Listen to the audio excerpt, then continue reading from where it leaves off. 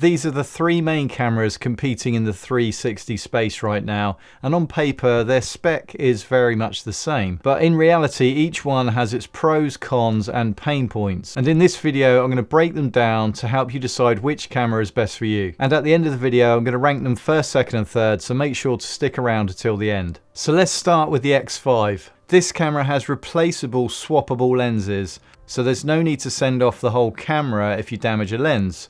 It's quick to change by yourself and all the tools are included with the spare lens kit. And this camera is excellent in low light using the pure video shooting mode, meaning you can shoot in situations that are lit with barely any light at all and still get usable video. The battery overall is very good, and in my tests I had a continuous runtime of 69 minutes and a total overall runtime of 93 minutes, shooting at 8K 30 frames per second. The overheating during that test though does also make it onto the cons list. There's a built-in windshield for better in-camera audio, and Insta360 now also have their own Bluetooth mic as well. And there's also RAW shooting mode with bracketing when shooting 360 photos, and this is great for virtual tours. You've got a complete desktop editor where you can join multiple clips together to make a finished video with titles, music and transitions. And there's a ton of AI built into this camera to make shooting easier for beginners. The Instaframe mode automatically reframes your shots, so there's no need to edit them later. And there's also a lot of AI built into the app to help with reframing your shots. And generally the app is very well established with lots of different templates and ways to edit your videos. And there are continuous updates and new features being added monthly. Now let's look at the cons. This taller vertical design makes it less practical on helmets and drones. Even though this camera had a good overall runtime, it did overheat after 1 hour and 9 minutes of recording. And that was shooting 8K 30 frames per second. The recent editing app updates, although this is a very powerful app, it is less intuitive in daily use, particularly for beginners. For 360 filming in slow motion, you have to drop the resolution to 5.7K. And Insta360 have a poor track record with cross-compatibility with some of their accessories from one camera to the next, especially with batteries, the quick reader, mic adapters, the dive case and the quick release mounts. Although the X5 is the first camera that they've had where the quick release mount is compatible with the Ace Pro 2, so maybe things are changing. There's no 10-bit color with this camera, so there's less flexibility with grading, and the color gradients won't be as smooth in some of your images in some shooting scenarios. So now let's look at the Max 2. The GoPro Max 2 has a rugged build with a rubberized feel to the body, and it's the only one out of all three of these cameras that actually feels like an action camera. The camera has three mounting options built into the camera straight out of the box. You have the 1/4 inch thread, the folding GoPro finger mount and also a quick release connection system which is compatible with their GoPro Black range of cameras. And they have the overall best mounting ecosystem with an established array of mounts for pretty much any situation you can think of. And this is the second 360 camera to launch this year with user replaceable lenses. And they are arguably better than Insta360s as they are faster to change. You simply twist them on and off. GoPro is pushing the fact that this is true 8K.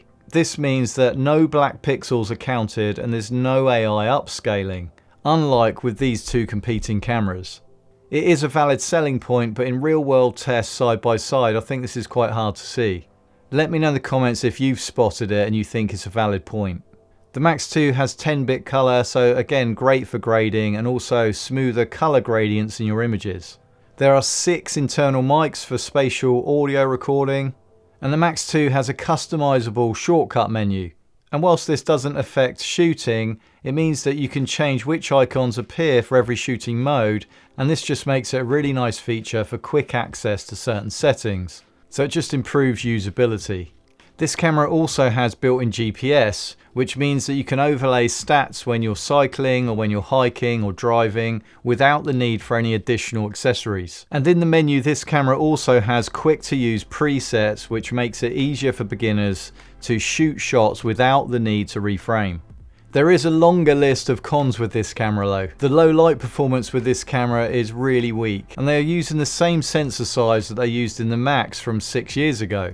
Battery life is poor, with a total record time of 65 minutes, but within that time it overheated twice, shooting at 8K 30 frames per second. and the user interface just feels very dated. And it hasn't moved on since the original Max, and the small screen is fiddly to use with larger fingers. Historically, there was very little software support with the original Max. It had almost no updates, and it was just released and forgotten. If you're using this camera to shoot underwater in 360, at the moment there's no waterproof housing available to allow you to get clean 360 shots. The desktop editing app is very limited compared with Insta360's, and it's the worst out of all three cameras. For slow motion in 360, the same with the X5, you need to drop the resolution to 5.6K to shoot in 60 frames per second. And for 360 photos, there's no raw DNG support. So moving on to the DJI Osmo 360 camera. This has quick release mounting with cross compatibility with their other action cameras, including the Action 5 Pro and the new Nano. And the Osmo 360 has a shared battery system, and it uses the same battery as the Action 5 Pro. Overall, this has a very wide ecosystem of mounts and accessories, as well as a number of DJI radio mics. And with regards to the sensor on this camera, the imaging area is equivalent to a 1-inch sensor because of the square sensor design. And in certain situations, this will help with a better dynamic range and better image quality. It has 10-bit recording for flexibility in the grading and smoother color across your images. This camera also has excellent slow motion support when shooting in 360 because you can shoot in 8K at 50 frames per second. The battery life in my test was excellent, shooting in 8K 30 frames per second for 92 minutes with no overheating. The Osmo 360 also has built-in memory and a micro SD card.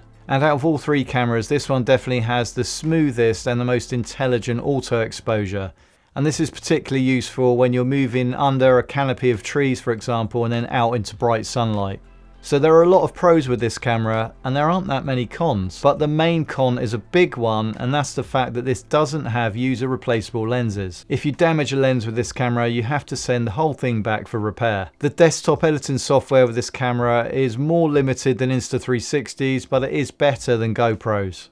And also found that swiping around the image in 360 mode on the LCD screen is a little bit clunky. All three of these cameras are strong contenders. Not one of them is perfect, and which one works best for you depends on what you value most and what you're happy to compromise. I'd be happy with the images on all of them, but for me the Insta360 camera does tick the most boxes. And that's thanks to the software, to the constant updates, the smoother workflow and all of the features. The Osmo 360 is a very close second. I mean, look at all the pros that we had with this camera and the very few cons.